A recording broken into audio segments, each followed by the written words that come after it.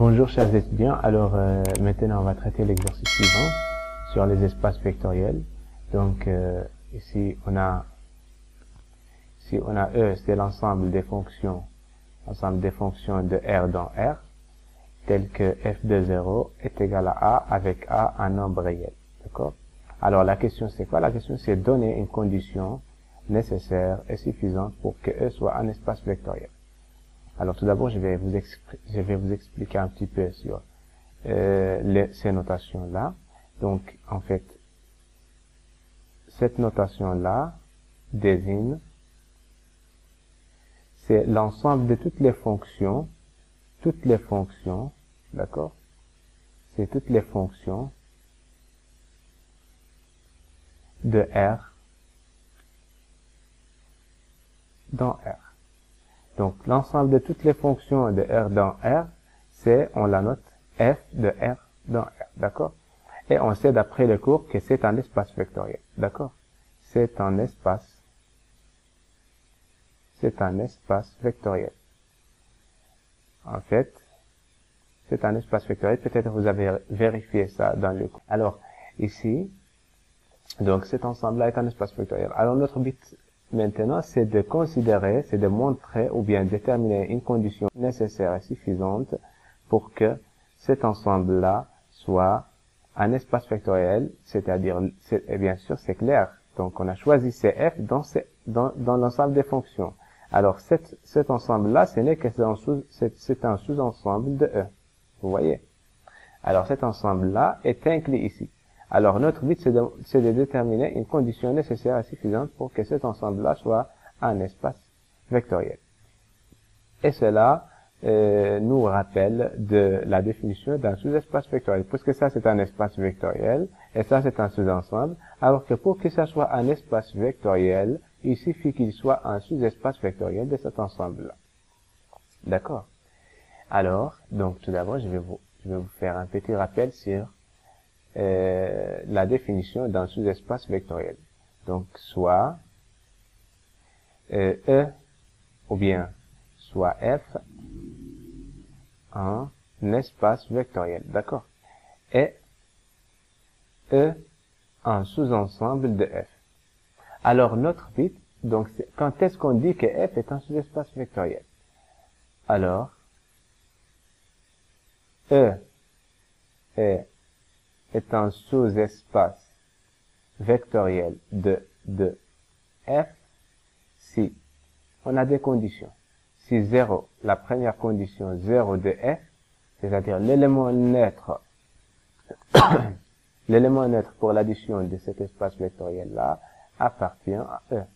Et la deuxième condition, quel que soit, bien sûr, ça c'est un espace vectoriel, on va dire que sur R, ou sur K encore, R est égal à K ou C, ou K encore. Alors, quel que soit alpha, bêta, élément de R, et quel que soit grand X, Y appartient à E, alpha, grand X plus bêta, grand Y appartient à E. C'est ça. Donc, ce sont les deux conditions à vérifier pour dire que E est un sous-espace vectoriel de l'espace vectoriel E. Et bien sûr, on sait qu'un sous-espace vectoriel est un espace vectoriel. D'accord?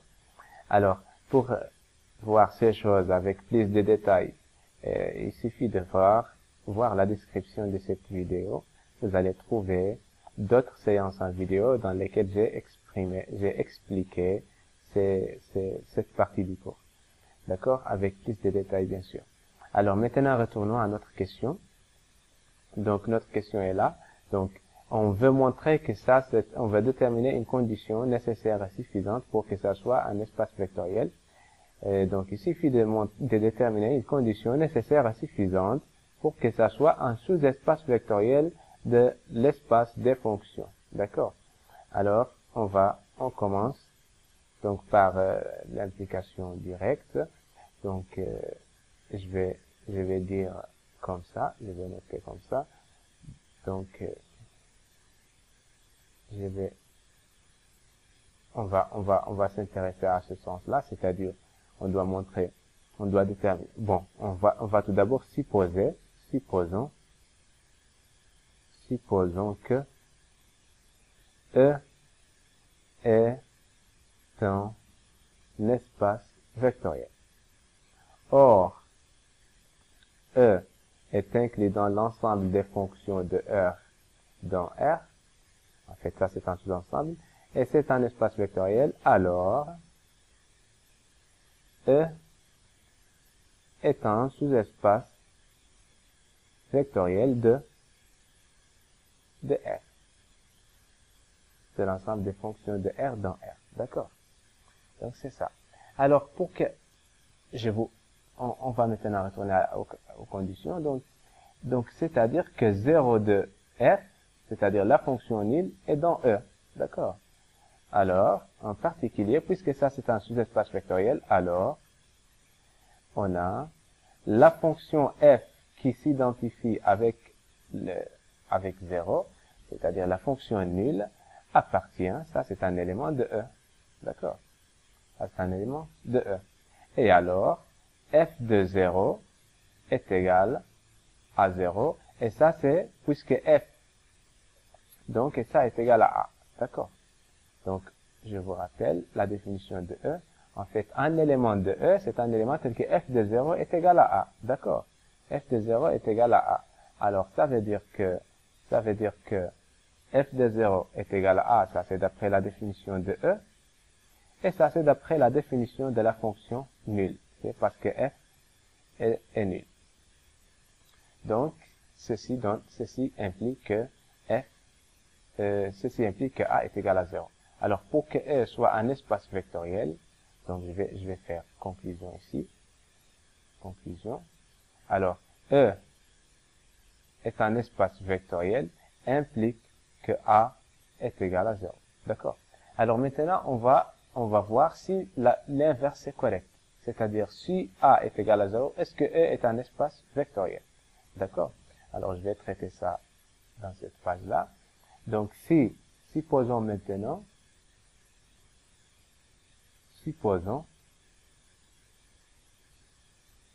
que A est égal à 0. Supposons que A est égal à 0, donc c'est l'implication inverse. Supposons que A est égal à 0, alors est-ce que la question maintenant, est-ce que E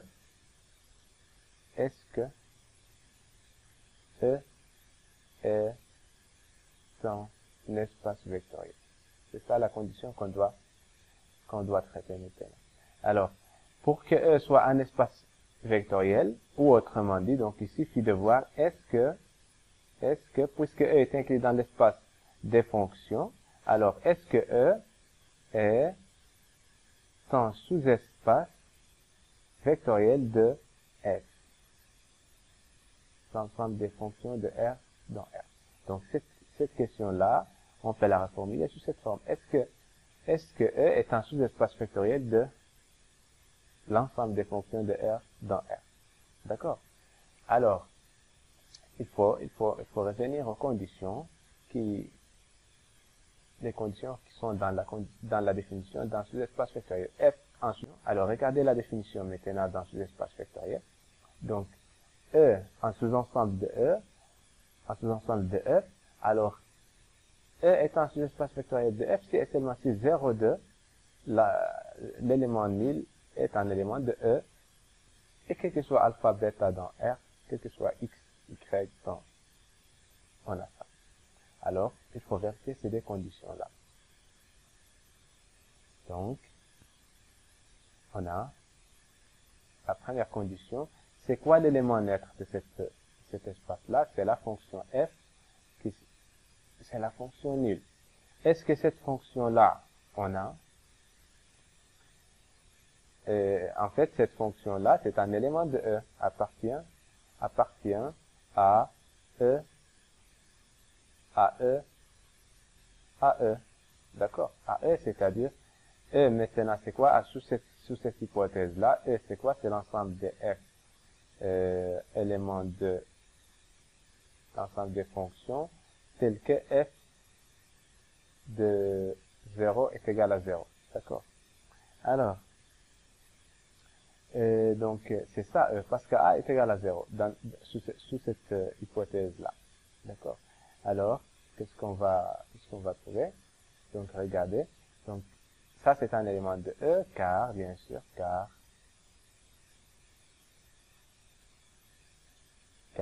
f de 0 est égal à 0. Ça, c'est d'après la définition de la fonction libre. Alors, maintenant, on va regarder la deuxième condition. Soit alpha, bêta, deux éléments de R, soit, d'accord, soit F, ou bien, pour distinguer les notations, soit G, H, deux éléments de E, d'accord. Alors, qu'est-ce que ça veut dire? C'est-à-dire, donc, je vais la mettre entre parenthèses, donc, toujours, à chaque fois on considère ces deux éléments-là, on doit rappeler les conditions, d'accord? Donc, G de 0 est égal à 0 et H de 0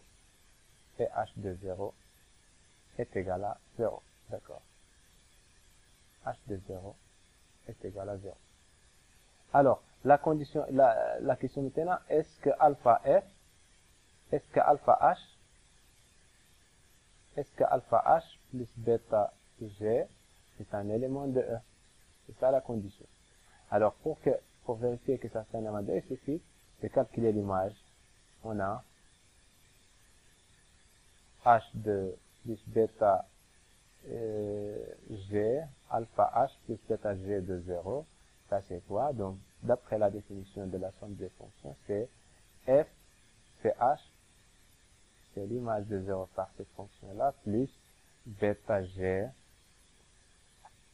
0. Et ça c'est quoi? C'est alpha H de 0 plus bêta G de 0. D'accord? Et ça c'est quoi? C'est alpha, regardez, H, puisque H est un élément de E, alors H de 0 est égal à 0. Et puisque G aussi est un élément de E, alors G de 0 est égal à 0. Donc plus bêta fois 0. 6 fois 0. D'accord? Alors le résultat c'est 0. Alors qu'est-ce qu'on a trouvé? On a trouvé que cet élément-là, l'image, cette fonction-là, l'image de 0 par cette fonction-là est égale à 0. Est égale à 0. D'accord? Donc, ceci implique que alpha H plus bêta G est un élément de E. D'accord? Alors, finalement, E est un sous-espace vectoriel de E, de F, l'ensemble des fonctions de R dans R. Alors, F est un sous-espace vectoriel de cet espace-là, c'est-à-dire, donc, d'où E est un espace vectoriel. Alors, regardez, on a démontré que si E est un espace vectoriel, alors A est égal à 0. Et on a démontré que si on suppose que A est égal à 0, alors E est un espace vectoriel. Donc, conclusion, donc E est un espace vectoriel si et seulement si A est égal à 0. Et voilà, donc la condition nécessaire est suffisante pour que E soit un espace vectoriel et A est égal à 0. Donc, j'espère que ça c'est clair. Si vous avez des questions, n'hésitez pas à les mettre dans les commentaires et je vais vous répondre, Inch'Allah. Bon courage.